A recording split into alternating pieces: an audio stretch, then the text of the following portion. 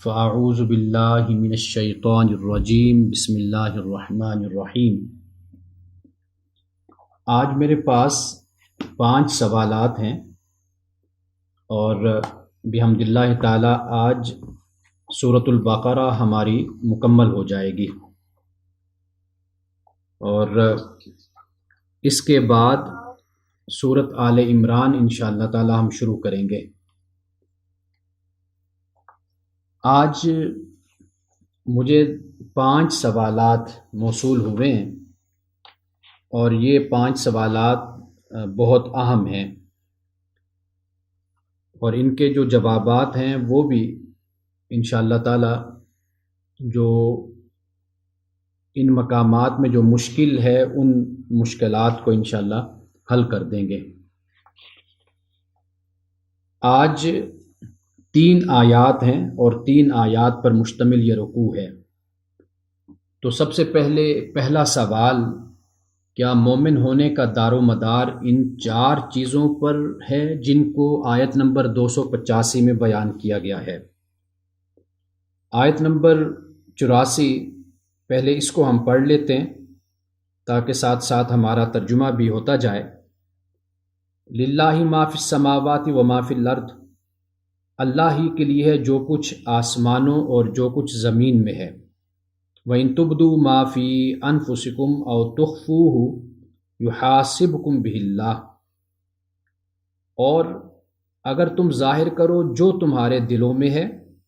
أَوْ تُخْفُوهُ يُحَاسِبْكُمْ بِهِ اللَّهُ، یا تم اسے چھپاؤ، اللہ تعالیٰ اس کا حساب تم سے لے گا۔ یا یحاسبکم، کہ اللہ تعالیٰ تم سے حساب لے گا۔ فیغفر لمن یشاء ویعذب من یشاء، وہ معاف کرتا ہے، مغفرت کرتا ہے جس کے لیے چاہتا ہے، اور عذاب دیتا ہے جسے چاہتا ہے۔ واللہ علی کل شیء قدیر۔ اب اس کے بعد اگلی آیت یہ ہے جس سے متعلق سوال ہے کہ آمن الرسول بما انزل الیہ من ربہ والمؤمنون، رسول ایمان لایا اس پہ جو اس کی طرف، اس کے رب کی طرف سے نازل کیا گیا۔ والمؤمنون، اور مومن بھی ایمان لائے۔ کل آمن باللہ و ملائکتہ و کتبہ و رسلہ، سب کے سب اللہ پہ اور ملائکہ پہ اور کتب پہ اور رسول پہ ایمان لائے۔ لا نفرق بین احد من رسلہ، اور ہم نہیں فرق کرتے اس کے رسولوں میں سے کسی کے درمیان۔ وقالوا سمعنا واطعنا، اور انہوں نے کہا ہم نے سنا اور ہم نے اطاعت کی۔ غفرانک ربنا والیک المصیر، ہم اے ہمارے رب تیری مغفرت کے طلبگار ہیں،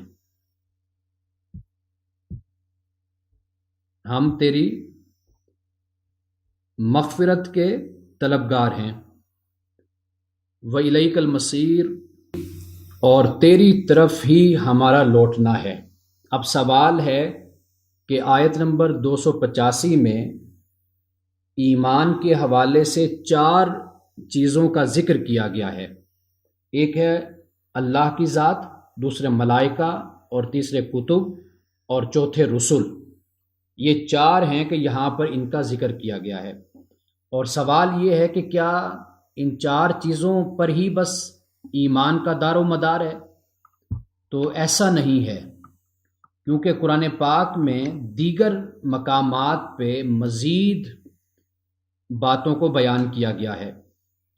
یہاں یہود سے در حقیقت خطاب ہے سورۃ البقرہ میں،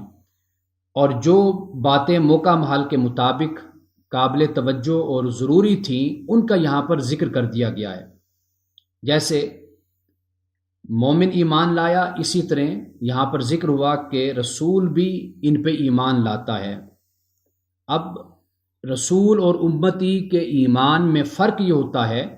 کہ امتی تو ایمان لاتا ہے تو ایمان بالغیب ہوتا ہے وہ،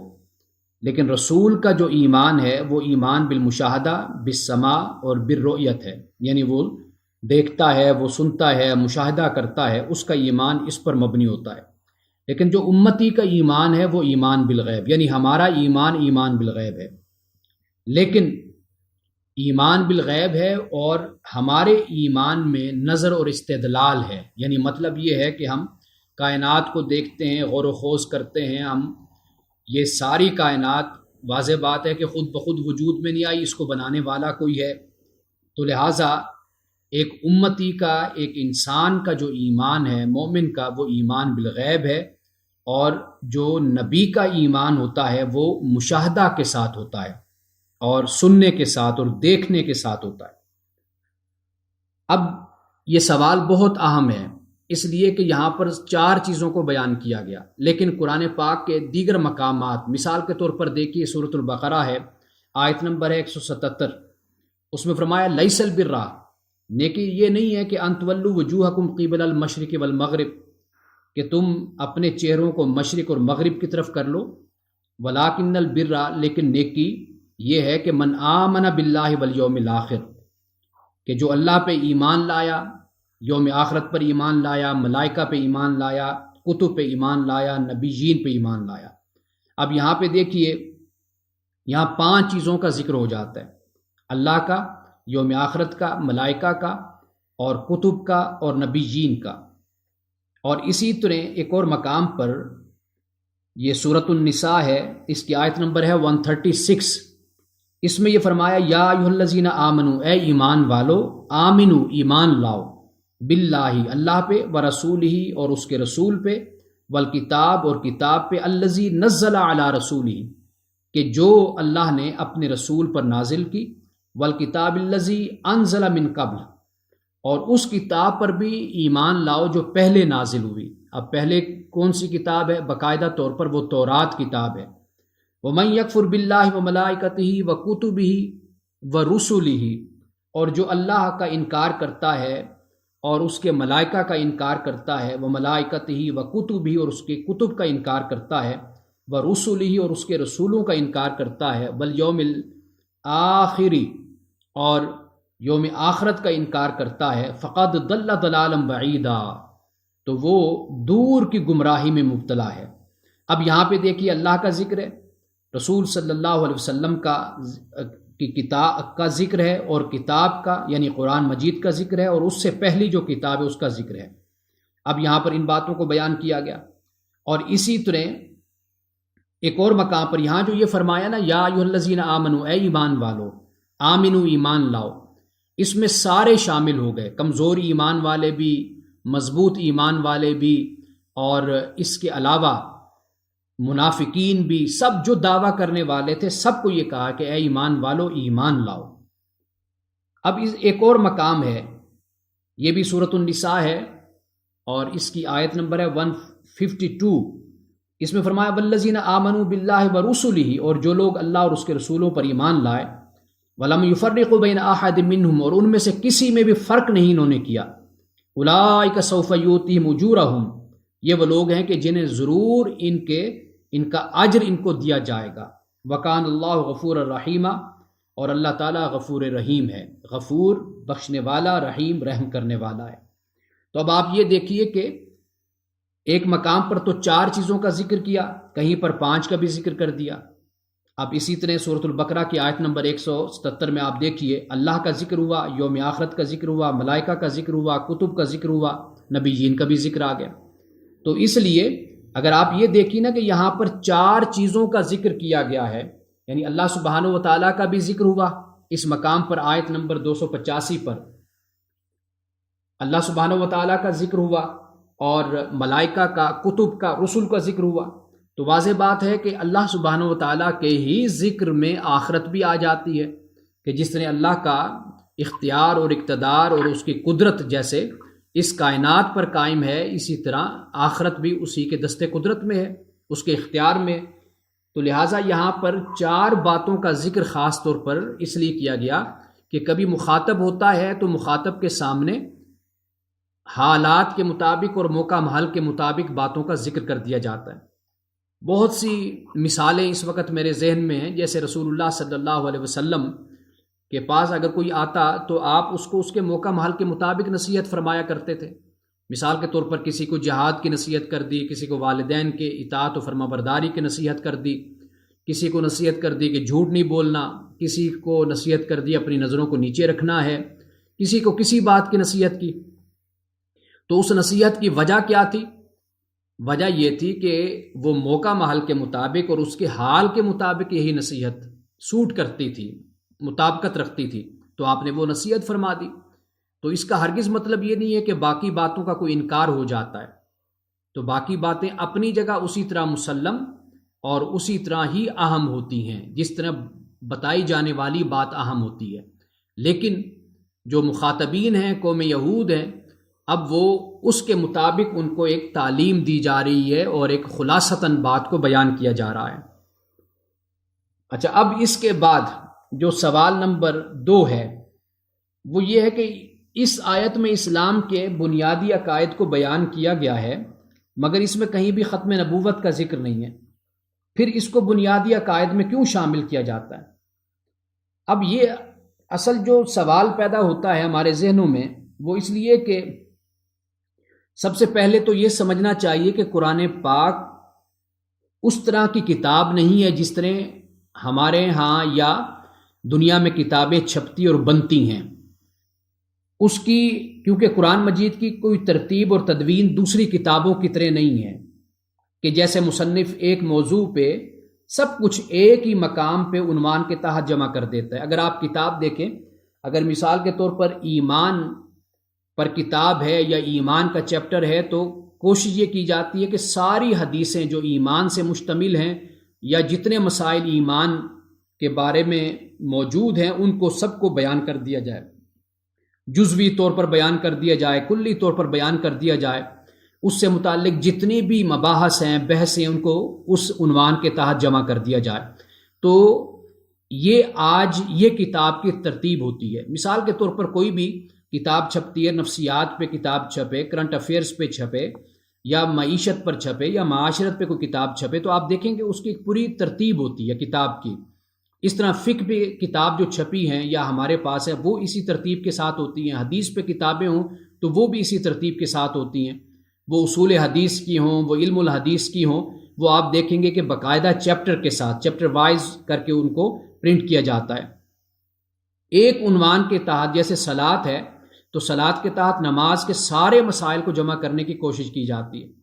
اسی طرح طہارت ہے، طہارت کے سارے مسائل کو کتاب الطہارت میں جمع کیا جاتا ہے۔ جو بھی ضرورت جن کی پیش آ سکتی ہے، جو عام طور پر استعمال کیے جاتے ہیں، جن کے بارے میں پوچھا جاتا ہے، وہ سارے اکٹھے کر دیے جاتے ہیں۔ تو کتاب الطہارت میں طہارت کے مسائل ہوں گے، یہ نہیں ہوگا کہ طہارت کے یہاں مسائل ہوں اور کہیں پر زکوٰۃ میں مسائل بیان ہو، ایسا نہیں ہوگا۔ زکوٰۃ میں زکوٰۃ کے مسائل، حج میں حج کے مسائل، اور روزے میں روزے کے مسائل بیان ہوں گے۔ لیکن قرآن پاک ایسی کتاب نہیں ہے۔ ہم جب یہ سوال اٹھاتے ہیں یا ہمارے ذہن میں یہ سوال آتے ہیں تو اس کی وجہ یہ ہوتی ہے کہ ہم قرآن مجید کو اس طرح خیال کرتے ہیں کہ قرآن مجید بھی دوسری کتابوں کی طرح کوئی کتاب ہوگی کہ جس میں جیسے ایمان کی بات کی گئی تو ساری باتیں ایمان کی ایک جگہ بیان کر دی گئی ہوں گی، اور جب ہم یہ دیکھتے ہیں کہ 4 باتیں یہاں پر بیان ہیں، 2 باتیں وہاں پر بیان ہیں، 1 بات دوسری جگہ بیان ہے، تو پھر ہم اس کے بارے میں کنفیوزڈ ہو جاتے ہیں، کیونکہ ہمارے ذہن میں کتاب کا تصور وہی ہے۔ قرآن مجید کے بارے میں بھی ہم اسی طرح ہی خیال کرتے ہیں جس طرح دوسری کتابوں کے بارے میں ہم سوچتے ہیں۔ تو یہ ذرا یعنی ہمیں اس طرح قرآن مجید کو دیکھنا ہوگا کہ اس کی مثال میں اکثر طور پہ ایسے دیا کرتا ہوں کہ جیسے ہم سفر کرتے ہیں تو آپ دیکھتے ہیں کہ کبھی پہاڑ آ رہے ہیں، کبھی ندیاں آتی ہیں، کبھی شہر آتے ہیں، کبھی نخلستان، کبھی باغات، کبھی زمین، کبھی گھاٹیاں، کبھی دریا اور کبھی عمارات۔ ان میں کوئی ترتیب نہیں ہوتی،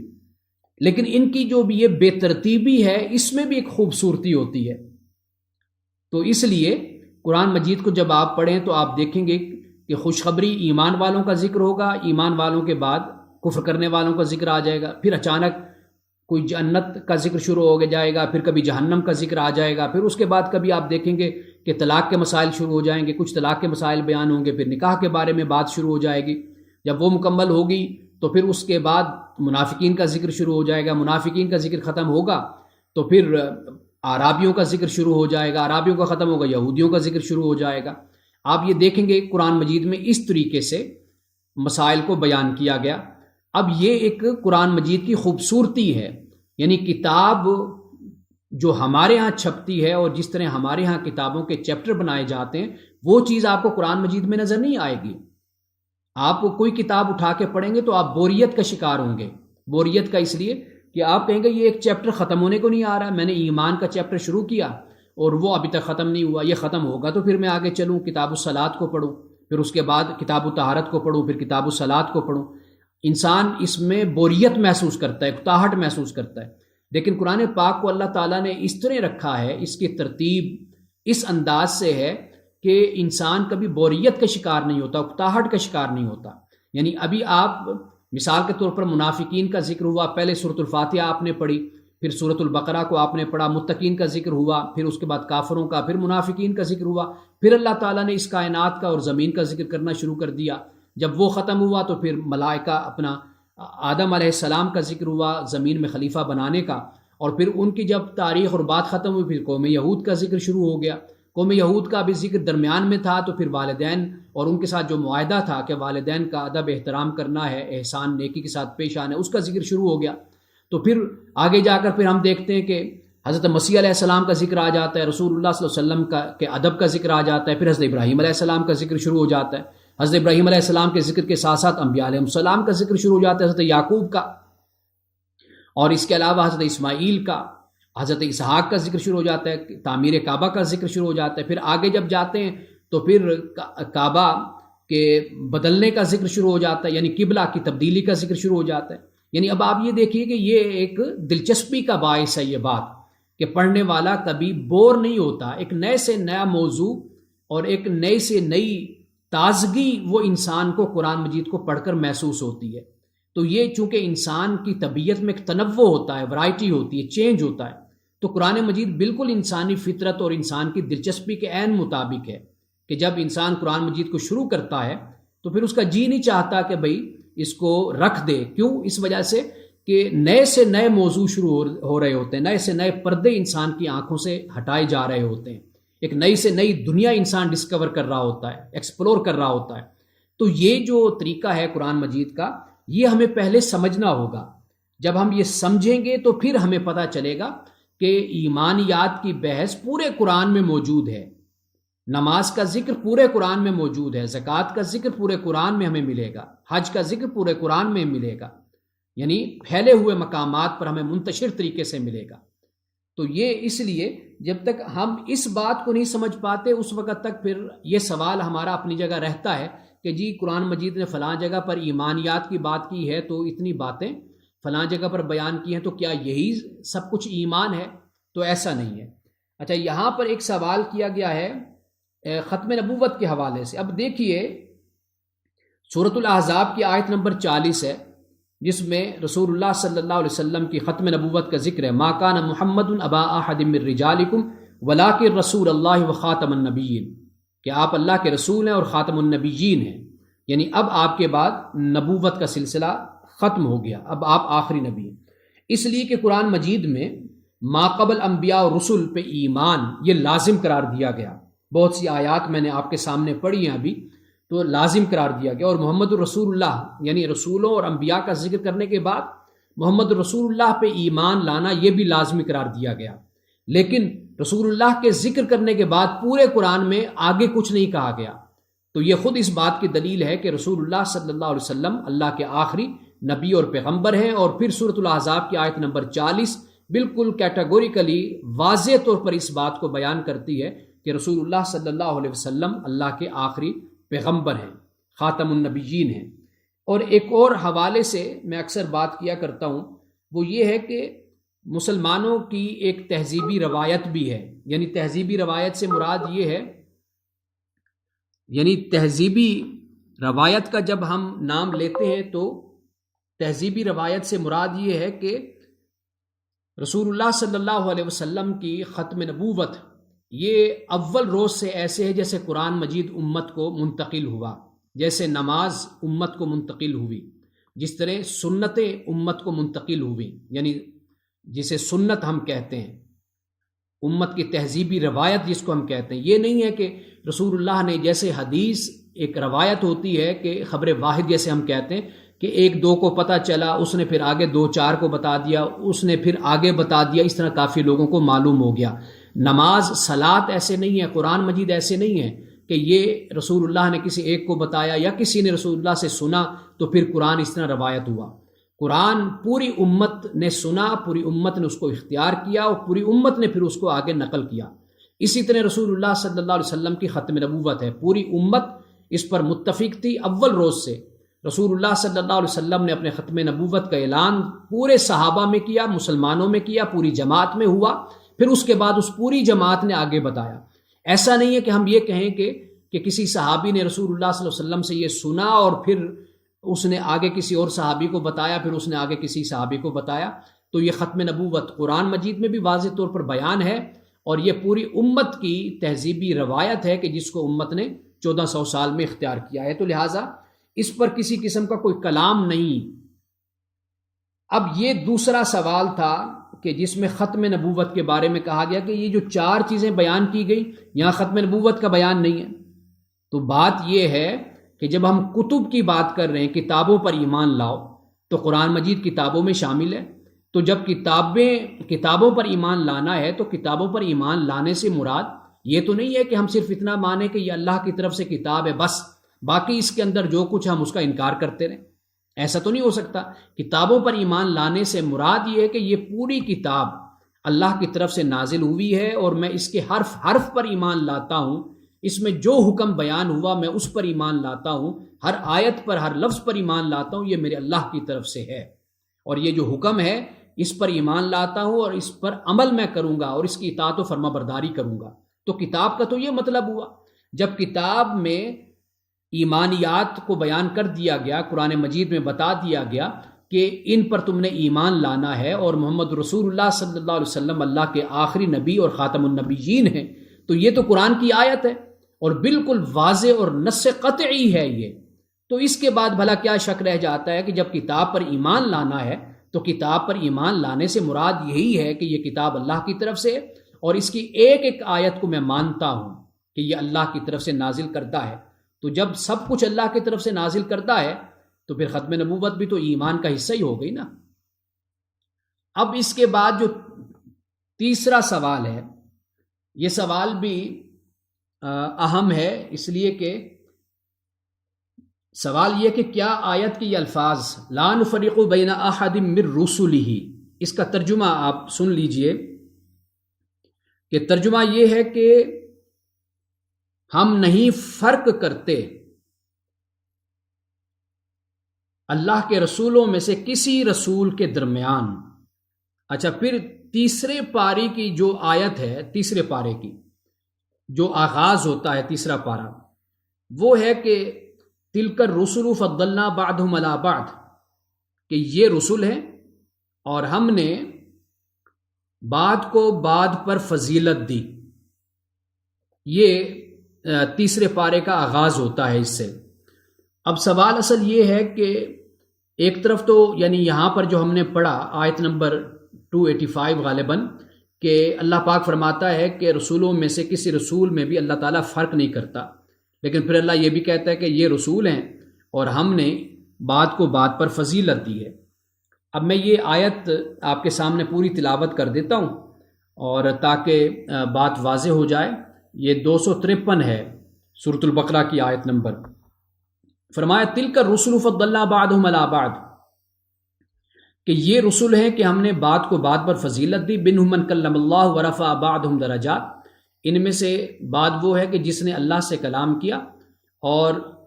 ان میں سے بعد کو پھر فضیلت دی، درجہ دیا، درجات دیے۔ وَآتَيْنَا عِيسَى ابْنَ مَرْيَمَ الْبَيِّنَاتِ وَأَيَّدْنَاهُ بِرُوحِ الْقُدُسِ، اور ہم نے عیسیٰ ابن مریم کو نشانیاں دی اور ہم نے اس کی تائید کی روح القدس کے ذریعے سے۔ یہ یہاں پہ فرمایا۔ اب جو سوال یہاں پر جو پیدا ہوا کہ بھئی کہ کہیں ایسا تو نہیں ہے کہ ایک جگہ تو فرمایا کہ ہم فرق نہیں کرتے اور دوسری جگہ فرمایا کہ بعد رسولوں کو بعد پر ہم نے فضیلت دی۔ اس بات کو سمجھ لیجئے۔ پہلی بات تو یہ ہے کہ لا نفرق بین احد من رسلہ،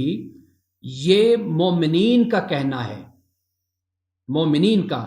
وہ یہ کہتے ہیں کہ ہم سب پر ایمان لائیں، کل آمن باللہ وکتب ورسلہ والکتب، کہ تمام کتابوں پر، رسول پر، اللہ پہ، ہم سب پہ ایمان لائے۔ اور یہ کہہ دیا ایمان والوں نے کہ ہم اللہ کے جتنے رسول ہیں ان میں فرق نہیں کرتے، اس لیے کہ قوم یہود حضرت مسیح علیہ السلام پہ ایمان نہیں لاتی اور حضرت موسیٰ علیہ السلام پہ ایمان لاتی ہے، اور قوم مسیح حضرت مسیح علیہ السلام کو، حضرت موسیٰ کو مانتی ہے، رسول اللہ صلی اللہ علیہ وسلم کو نہیں مانتی۔ لیکن امت مسلمہ، مسلمانوں کی جماعت رسول اللہ صلی اللہ علیہ وسلم پر ایمان لاتی ہے، اور ان سے پہلے جو رسول ہیں سب پر ایمان لاتی ہے۔ تو اس لیے فرمایا لا نفرق بین احد من رسلہ، کہ جو مسلمان ہیں، مومن ہیں، رسول اللہ صلی اللہ علیہ وسلم پہ ایمان لانے والے ہیں، وہ کسی رسول میں کوئی فرق نہیں کرتے، سب پر ایمان لاتے ہیں۔ ایک یہ بات ہو گئی۔ وہاں پہ اللہ سبحانہ وتعالیٰ یہ فرماتا ہے کہ یہ رسول ہیں، ہم نے ان کو بات پر فضیلت دی۔ فضیلت سے مراد کیا ہے؟ کہ کسی صفت میں نمایاں کیا۔ حضرت موسیٰ علیہ السلام کو اس صفت میں نمایاں کیا کہ اللہ تعالیٰ نے ان سے کلام کیا۔ حضرت مسیح علیہ السلام کو اس صفت میں نمایاں کیا کہ اللہ سبحانہ وتعالیٰ نے ان کو روح القدس عطا کیا، التائید کی روح القدس کے ذریعے سے۔ اور حضرت ابراہیم علیہ السلام کو اس طرح نمایاں کیا کہ اللہ تعالیٰ نے انہیں اپنا دوست قرار دیا، خلیل ان کو بنایا۔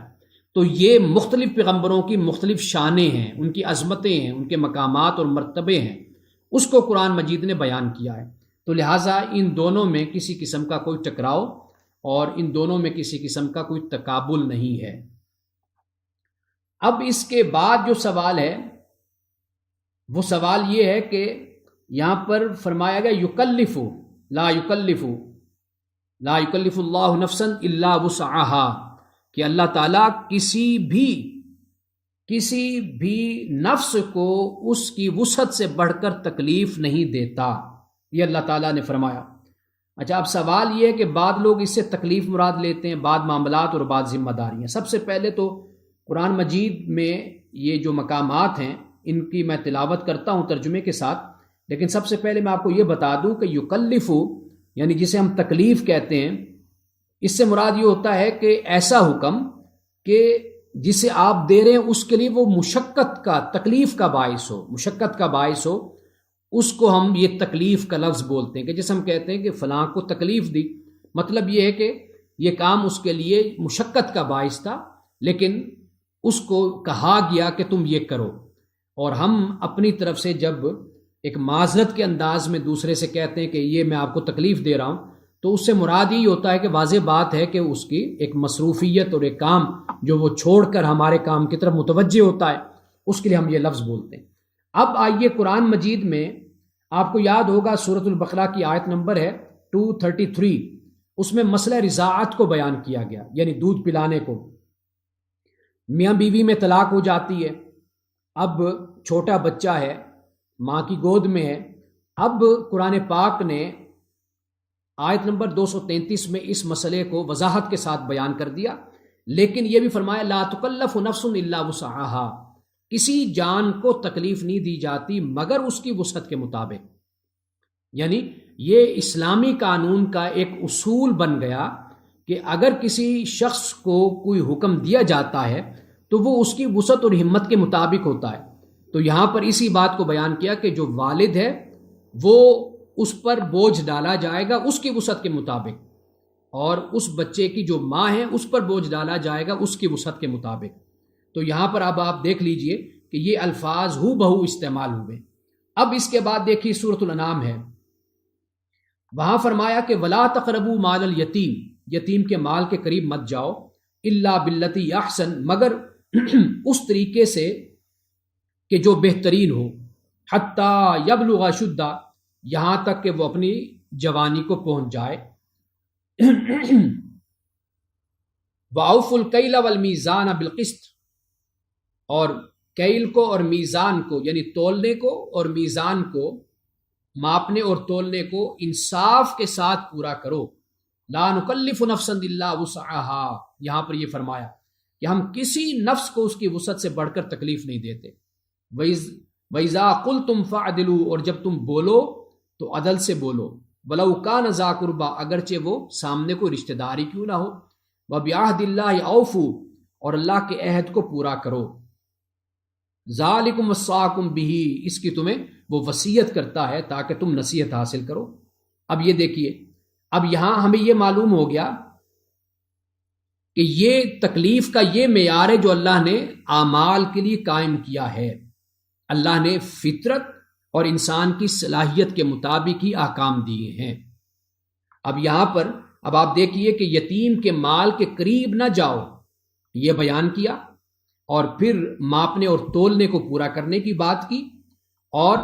پھر یہ فرمایا کہ اللہ تعالیٰ انسان کی وسعت سے بڑھ کر تکلیف نہیں دیتا۔ یعنی یہ بتا دیا کہ اگر ان معاملات میں تم اگر کوئی فراڈ کرتے ہو، جھوٹ بولتے ہو، دغابازی کرتے ہو، یا تم دھوکہ دیتے ہو، تو تم کبھی یہ نہ خیال کرو کہ تمہاری کوئی ہمت سے بڑھ کر کوئی تمہیں اللہ تعالیٰ نے تم پر بوجھ ڈالا ہے۔ یہ جو بے وفائی ہے، بدعہدی ہے، یہ تمہارا اپنا عمل ہے، تمہارا اپنا کردار ہے، اور تمہاری اپنی سیرت ہے کہ تم نے اپنا تزکیہ نفس نہیں کیا۔ لیکن اللہ تعالیٰ کے جو احکام ہیں یہ تمہاری وسعت، تمہاری ہمت، صلاحیت اور فطرت سے بڑھ کر نہیں ہے، یہ تمہاری صلاحیت اور فطرت کے عین مطابق ہے۔ اب دیکھیے کہ ایمان والوں کو یہ فرمایا، والذین آمنوا وعملوا الصالحات، جو لوگ ایمان لائے اور اچھے کام کیے جنہوں نے، لا نکلف نفسا الا وسعها، اللہ تعالیٰ فرماتا ہے کہ نہیں ہم تکلیف دیتے کسی انسان کو، کسی نفس کو، مگر اس کی وسعت کے مطابق۔ اولئک اصحاب الجنہ، یہی لوگ جنتی، ہم فیہا خالدون، یہ اس میں ہمیشہ رہیں گے۔ اب دیکھیے ایمان لانا اور نیک اعمال کرنا یہ انسان کی وسعت سے باہر نہیں ہے، یہ انسان کی استطاعت، ہمت، صلاحیت اور فطرت کے عین مطابق ہیں، اس کے اندر آتے ہیں یہ۔ اس لیے تو اللہ تعالیٰ نے ایمان والوں اور اچھے کام کرنے والوں کو جنت کی خوشخبری دی ہے۔ اب سورۃ المومنون میں فرمایا، یہ آخری آیت ہے، فرمایا وَلَا نُكَلِّفُ نَفْسًا إِلَّا وُسْعَهَا، اللہ پاک فرماتا ہے کہ ہم کسی نفس کو تکلیف نہیں دیتے مگر اس کی وسعت کے مطابق۔ وَلَدَيْنَا كِتَابٌ يَنطِقُ بِالْحَقِّ، اور ہمارے پاس ایک ایسی کتاب ہے جو بالکل صحیح صحیح بات کرتی ہے، بولتی ہے۔ وَهُمْ لَا يُظْلَمُونَ، اور وہ ظلم نہیں کیے جائیں گے۔ یعنی قرآن پاک بار بار اس بات کو بیان کرتا ہے کہ اللہ کے احکام انسان کی وسعت، استطاعت اور طاقت کے مطابق ہیں، اس سے باہر کے نہیں ہیں۔ اگر انسان کو باہر لگتے ہیں تو اس کی وجہ کیا ہے؟ انسان کے اپنے ارادے کی کمزوری، یا انسان کا گناہوں کی طرف رغبت ہونا، یا گناہوں کی دلدل میں انسان کا پھنس جانا، یہ انسان کے لیے اللہ کے حکم سے دوری کا باعث بنتے ہیں، یا اللہ کے حکم اس کو بوجھ لگتے ہیں، لیکن حقیقت میں یہ بوجھ نہیں ہے۔ اب جیسے ایک بڑی خوبصورت یہ تفسیر کشاف علامہ زمخشری کی،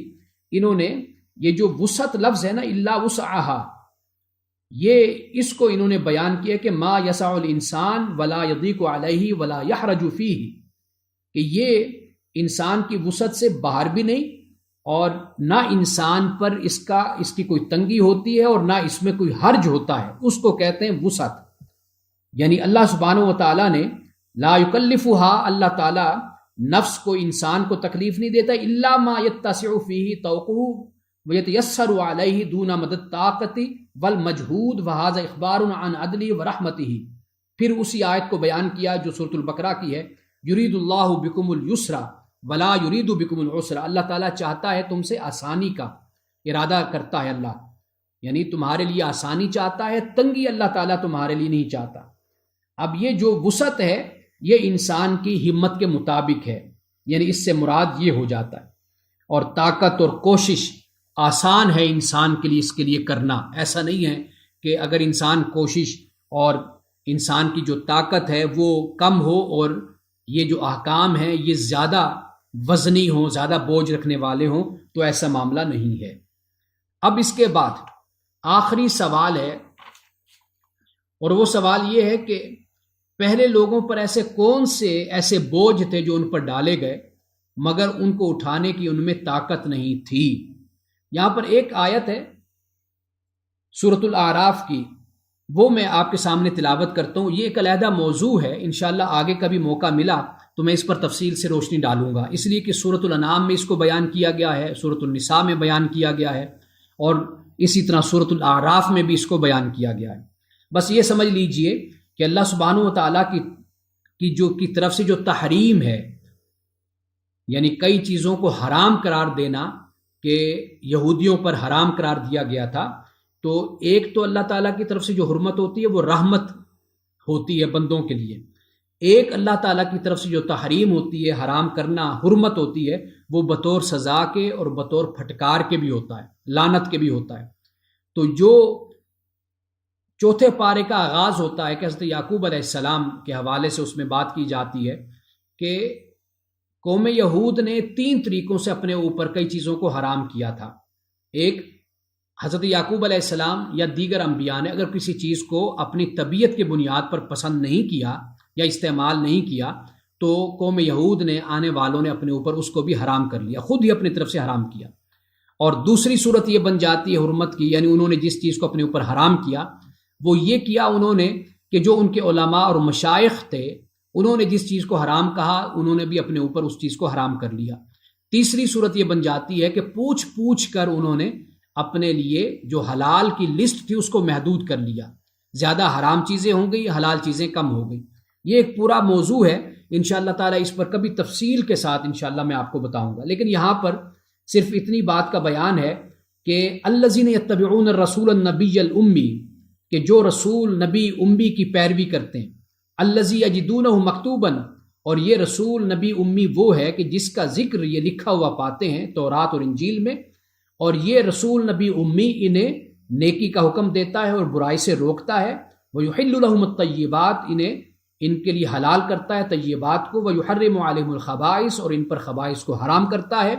ویدع عنہم اسرہم، اور ان سے ہٹاتا ہے ان کے بوجھ کو، والاغلال التی کانت علیہم، اور ہٹاتا ہے ان زنجیروں کو جس میں انہوں نے اپنے آپ کو جکڑ لیا ہے۔ فالذین آمنوا بہ، پر جو لوگ اس پہ ایمان لائے، وعزروہ، اور اس کی مدد کی،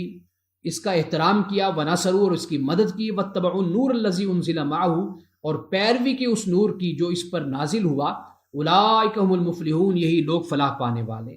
اب یہاں پہ آپ دیکھ لیجئے کہ رسول اللہ صلی اللہ علیہ وسلم کا یہاں پر ذکر ہے،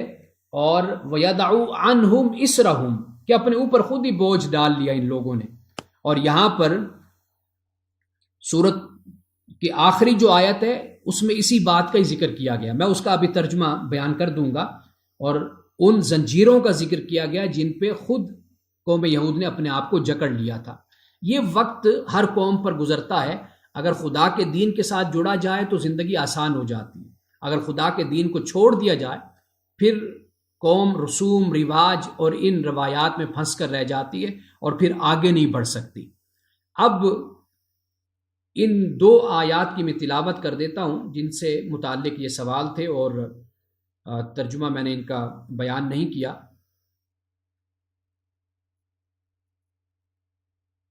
یہ اللہ پاک نے فرمایا،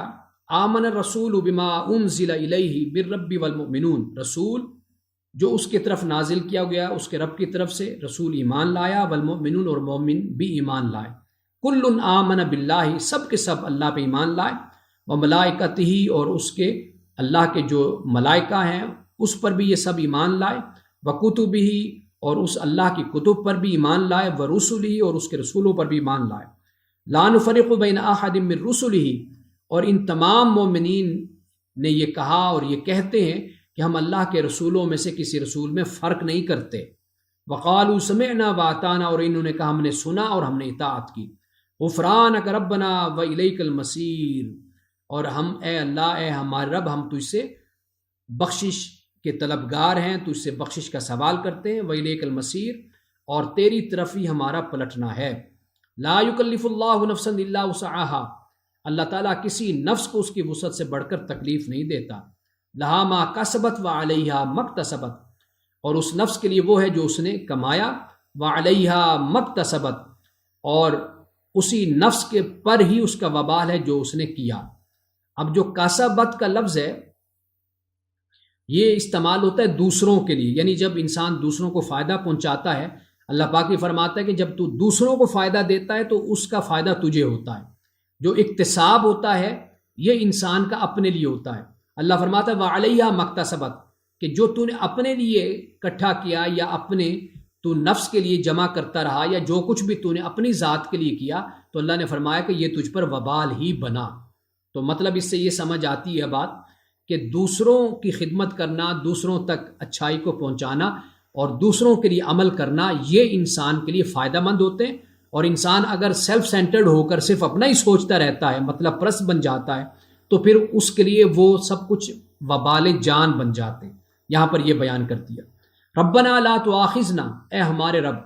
ہمارا مواخذہ نہ کرنا، ان نسینا او اخطانا، اگر ہم بھول جائیں یا ہم سے خطا ہو جائے، ربنا اے ہمارے رب، ولا تحمل علینا اسرا کما حملتہ علی الذین من قبلنا، اور نہ ہم پر بوجھ ڈال جیسا کہ تو نے اسے ڈالا اوپر ان لوگوں کے جو ہم سے پہلے تھے۔ اب دیکھیے کہ یہاں پر بھی وَيَدَعُوا عَنْهُمْ إِسْرَهُمْ، اسر کا لفظ ہے یہاں پر بھی، اور یہاں پر بھی سورۃ البقرہ کی آخری آیت میں بھی اسر کا لفظ ہے۔ تو اس طرح یہ انشاءاللہ باقاعدہ پورا ایک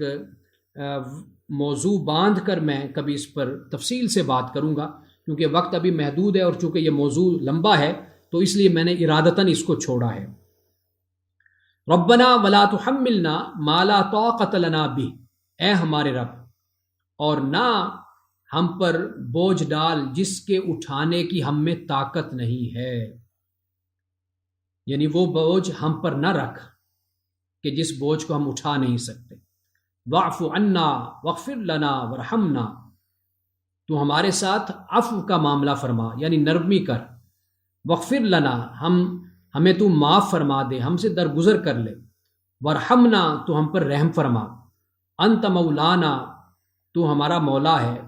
آقا ہے،